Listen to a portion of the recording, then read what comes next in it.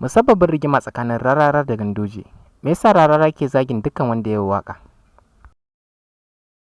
To fa, bayan dogon bincike, an gano asalin musabbabin abin da ya haɗa rigima tsakanin Rarara da kuma Ganduje, Bola Ahmad Tinubu a tsakiya. Menene yasa Rarara ke zagin dukkan wanda ya yi waƙa? Duka wannan lamarurruka guda biyu na zuwa tare da kai a cikin wannan bidiyo mai albarka mai sauraro. Amma kafin nan muna roƙon ka dan Allah, idan wannan shine karanka na farko, da ka daure ka danna mana subscribing sannan ka taba alamar ƙararrawa. A yace za ka rinka samun bidiyoyin mu zafafa da zarar mun daura. Mun gode da jimirin bibiya da kake wannan channel ta mu mai albarka. A yau dai mai sauraro, an yi ta ƙare kuma an yi ta a faifai, kowa ya gani. An ga asalin dalilin da yasa Rarara da Ganduje suke takun saka a kwanakin nan. Wannan al'amari ya kai matuƙa gaya kuma ya ba wa al'umma mamaki.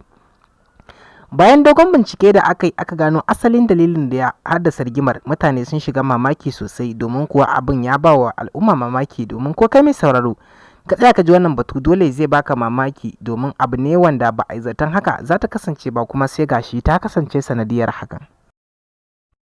Da farko dai mai sauraro, rigimar tasu sanne ta fara ne inda mawaƙi Dauda Kahutu Rarara ya nemi wata alfarma da yake so jam'iyyar APC ta yi masa. Wannan alfarma ba kuma bace face sai ta guraben takarar mutum uku, wanda ya ce yana fi so a majalisa a samu mutum uku wanda za su fito daga masana'antar Kannywood, ma'ana mawaƙan masana'antar Kannywood kamar su Aminu Ala, Dadi Hikima, da ya kasance an ba su guraben takara inda su ma za a goga da su a siyasar ta nan jihar Kano.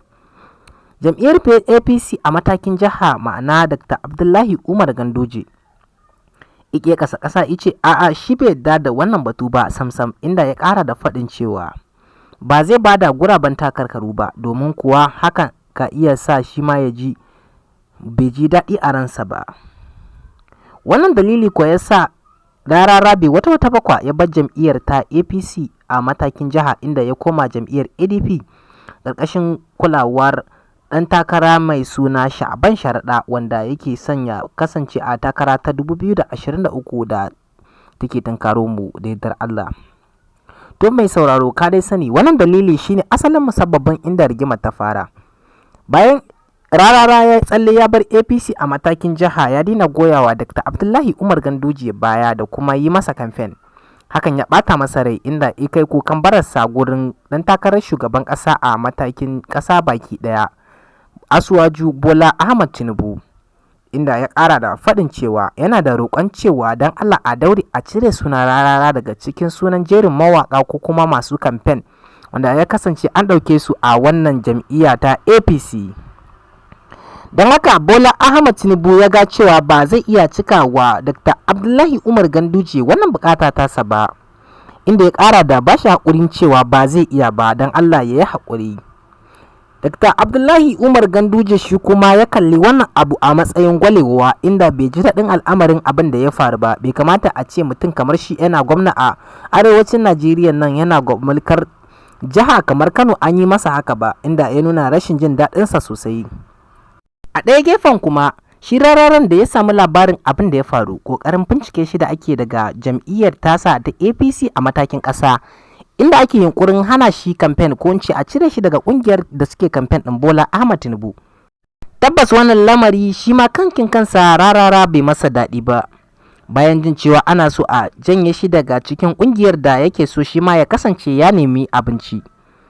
Wannan dalilin ne ya sa ine mai da martani ta hanyar waƙar da ya kasance ya sake, domin kuwa shi Dauda Kahutu Rarara ba shi da wani hanya da yake mai da martani face ta hanyar waƙa. Wannan dalilin ne yasa ya waka wacce ya lakabi da Hankaka, wanda mutane kaso 100% na zargin cewa yana yi nufin Dr. Abdullahi Umar Ganduje hankaka ne mai da dan wani naka. To mai sauraro, wannan shine dai asalin musabbabin rigima tsakanin Rarara da kuma Ganduje.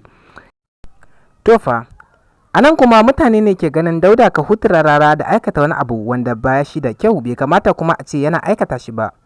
Domin kuwa manema labarai bayan zantawa da su da muka yi, mutane sun faɗi ra'ayyukansu kan Dauda Kahutu Rarara, inda suka ce Dauda Kahutu Rarara ko da ya yi maka waka a matsayinka na mai rike da wani mataki na siyasa ko mukami, to daga baya tabbas zai zo ya zage ka.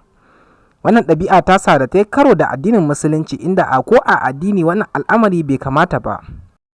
Kamar dai yadda tsohon mai gidansa Dr. Rabi'u Musa Kwankwaso ya faɗa, inda ya ƙara da cewa Rarara ya maka waƙa ka biya shi, amma kar ka bashi amana. Mun gode da kallon wannan bidiyon, a ci gaba da mana subscribing.